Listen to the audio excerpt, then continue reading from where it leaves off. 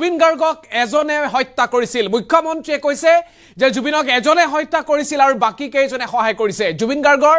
হত্যাকাণ্ডত 4 পৰা 5 জন লোক জড়িত আছে আৰু সম্পূৰ্ণ চাৰ্জশিট 8 ডিসেম্বৰ তাৰিখে প্ৰকাশ পাব জুবিনেক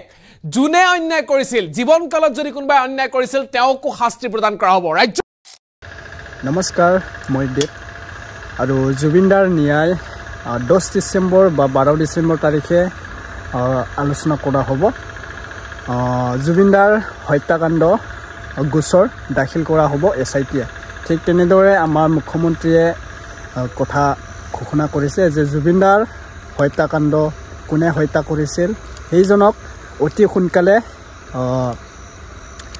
ঘোষণা কৰিব বা বিচাৰিব যে জুবিনদাক এজনে হত্যা কৰিছিল আৰু 4 জনে সহায় কৰিছিল এই এজন হত্যা কৰা মানুহজন কোন আছিল এটো বিচাৰ কৰিব আৰু কোৰ্টত বা কেছত জুবিনদাৰ কেনেকৈ হত্যা কৰিছিল এটো এটা মানে আহি যাব এটো ৰিজাল্ট আপোনালোকে পাই যাবা আৰু আপোনালোকে কৈ আছে জুবিনদাৰ ন্যায় কেতিয়া পাব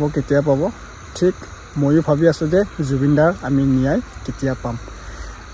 আজি 3 মাহ হ'ল সাগে জুবিনদাৰ যেতিয়া মৃত্যু হৈছিল তেতিয়াৰ পৰা মানুহ জুবিনৰ ফেন জুবিনদাৰ সকলো অনুৰাগী সকলে যে বিচাৰি আছে জুবিনদা আমাক ন্যায় লাগিব আৰু কোৱা আছে আমাৰ খগেন গগৈ ডাঙৰীয়াক চিনি পাইনে আপোনালোকে কমেন্ট কৰি জনাব এই খগেন গগৈ ডাঙৰীয়াও কোৱা আছে যে জুবিনদাক যদি ন্যায় নিদিয়ে নেপালৰ দৰে অসমত হ'বলৈ আৰম্ভ হ'ব সেই কথাটো আমি ভাবিছো যে এই আলোচনাটো আমি সোনকালে কৰিব লাগে যে জুবিনদাৰ আসল ঘটনাটো কি আছিল আসল ঘটনাটো মানে এইটোৱে আছিল এটো কোনো দুৰ্ঘটনা নহয় এটো হত্যাকাণ্ড বুলি আমাৰ মামাই কৈ দিলে এইটোৱে কথা আছিল কোনো এটো দুৰ্ঘটনা নহয় জুবিনদা এনেকুৱা এজন ব্যক্তি আছিল যে কোনেও জুবিনদাক এনেকুৱা ভাবা নাছিল যে সিংগাপুৰলৈ যায় জুবিনদা নিজে হত্যা হ'ব বা কোনো এনেকুৱা দুৰ্ঘটনা হ'ব এনেকুৱা আমি ভাবা নাছিল আৰু আমি আসল কথাটো ভাবিছিল যে যেতিয়া সিংগাপুৰলৈ জুবিনদাক আমি হত্যা হৈছে বলে মানে জুবিনদা নাই বুলি আমি নিউজত শুনিছিল তেতিয়াৰ পৰা আমি ভাবিছো জুবিনদা কোনো দুৰ্ঘটনাত বা স্কো ডাইভিঙত এনেকুৱা নিজে মৃত্যু হোৱা নাই এটো হাত আছে কাৰোবাৰ হাত আছে কোনোবাই হত্যা কৰিলে আমি এনেকুৱা ভাবিছিল কিন্তু এইটো কথা খোসা কথা হল যে জুবিনদাক এজনে মাৰিছে আৰু 4 জনে সহায় কৰিছে এটো মই কোৱা কথা নহয় ডক্টৰ হেমন্ত বিশ্ব শৰ্মা ডাঙৰীয়াই অলৰেডি আলোচনা কৰিছে নিউজৰ মাজত ঠিক আছে আপোনালোকে আৰু কেতিয়া চাৰ্জশিট হ'ব কেতিয়া দাখিল হ'ব আমাৰ জুবিনদাৰ হত্যাকাণ্ড এই কথাটো ঘোষণা কৰিছে আপোনালোকে নিউজত সম্পূৰ্ণকৈ চাই ললে গম পাব ঠিক আছে কোনটো ডিস্ট্ৰিক্টৰ পৰা আপোনালোকে মোৰ ভিডিও চাই আছে এতিয়া কমেন্ট কৰি জনাওক আৰু জুবিনদাৰ ন্যায় লাগিব নে নাই এটো কমেন্ট কৰি জনাব আৰু হত্যাকাৰীক কি শাস্তি দিবলৈ লাগে আপোনালোকে কমেন্ট কৰি জনাব প্লিজ ঠিক আছে এতিয়া মোৰ চেনেলৰ প্ৰথমবাৰ স্বাগতম জনালো যদি চেনেলত নতুনবাৰ আহিছে সাবস্ক্ৰাইব কৰি লব আৰু এইটো চেনেলত বহু এনেকুৱাই অল এভৰিথিং বা আদাৰ্স কোনো নিউজ চেনেল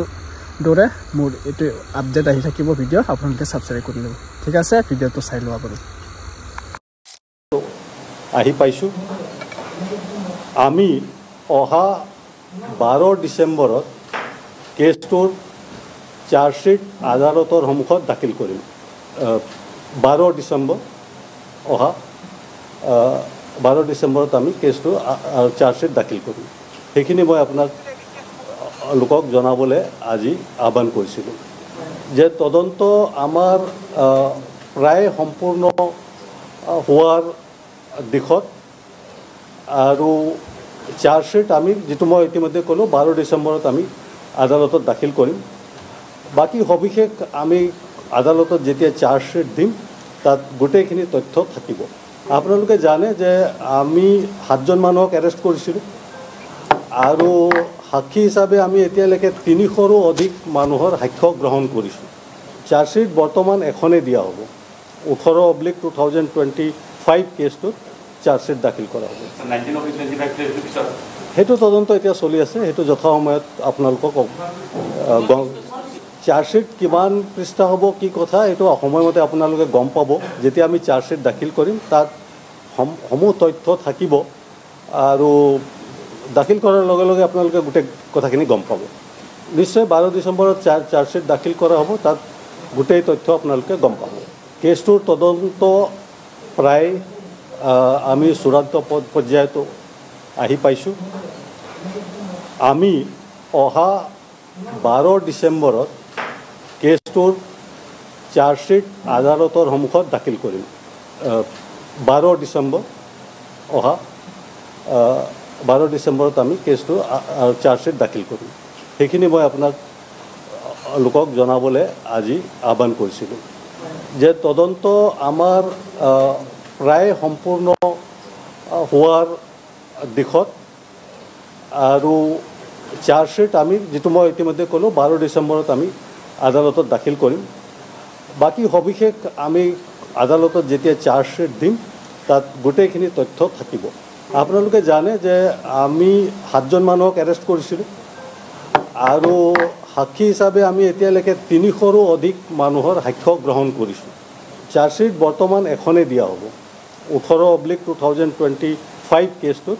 চাৰ্জশ্বিট দাখিল কৰা হ'ব 19/25 হেতু তদন্ত এতিয়া চলি আছে হেতু যথা সময়ত আপোনালোকক চাৰ্জশ্বিট কিমান পৃষ্ঠা হ'ব কি কথা এটো সময়মতে আপোনালোকে গম পাব যেতিয়া আমি চাৰ্জশ্বিট দাখিল কৰিম তাত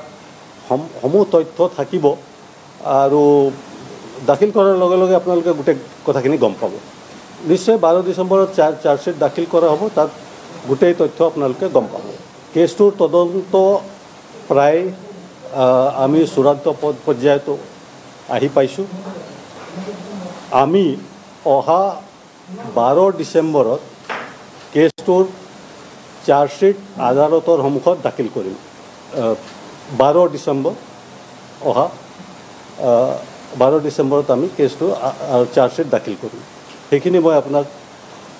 লোকক জনাবলৈ আজি আহ্বান কৰিছিলোঁ যে তদন্ত আমাৰ প্ৰায় সম্পূৰ্ণ হোৱাৰ দিশত আৰু চাৰ্জশ্বিট আমি যেটো মই ইতিমধ্যে ক'লো 12 ডিসেম্বৰত আমি আদালতত দাখিল কৰিম বাকি সবিশেষ আমি আদালতত যেতিয়া চাৰ্জশ্বিট দিম তাত গোটেইখিনি তথ্য থাকিব আপোনালোকে জানে যে আমি 7 জন মানুহক এৰেষ্ট কৰিছিলোঁ আৰু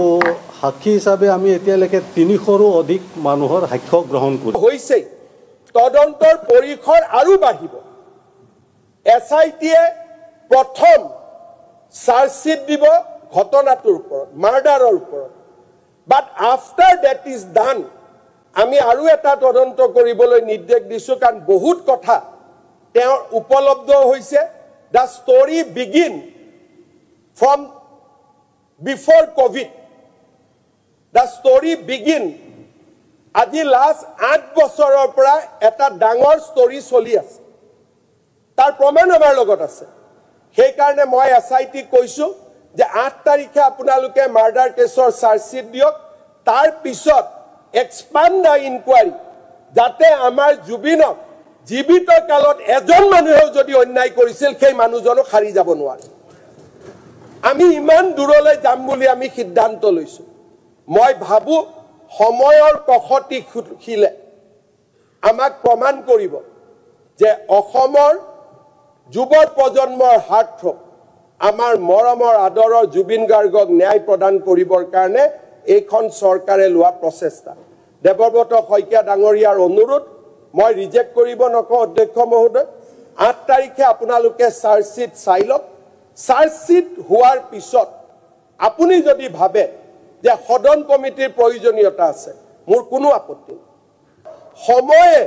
ইতিহাসে ইয়াক হিসাব কৰিব যে জুবিন গাৰ্গৰ কাৰণে অসম চৰকাৰ আৰু বিজেপিয়ে কি কৰি জুবিনক ন্যায় প্ৰদানৰ কাৰণে যদি জুবিনৰ বিচাৰ লাগে অনুগ্ৰহ কৰি এছআইটি তদন্ত নোহোৱালৈকে এছআইটিৰ বিপক্ষে কথা কৈ তেওঁলোকক ডিমৰালাইজ নকৰিব যিদিনাখন তদন্ত ৰিপৰ্ট আহিব চাৰ্জশ্বিট আহিব সিদিনাখন যদি কোনোবা উকিলে কয় this is a weak chargesheet বেলেগ কথা কিন্তু আজিৰ দিনটো যেতিয়া আমি দেখাই নাই চাৰ্জশ্বিটখন কি হ'ব মোক এনেকে এটেক কৰিলে মুখ্যমন্ত্ৰীয়ে কিয় হত্যা বুলি কৈছে আৰে দিছ ইজ অন ৰেকৰ্ড এখন কোৰ্টৰ ৰেকৰ্ডত আছে যে দিছ ইজ এ মাৰ্ডাৰ সেইকাৰণে মই প্ৰথম দিনাই ফেচবুকত কৈছো যে হত্যা ইয়াত লৈতো আমাৰ কোনো ডাউট নাই যিদিনাখনৰ পৰা মই হত্যা বুলি ক'লো মোৰ ওপৰত আক্ৰমণ আৰম্ভ হৈ গ'ল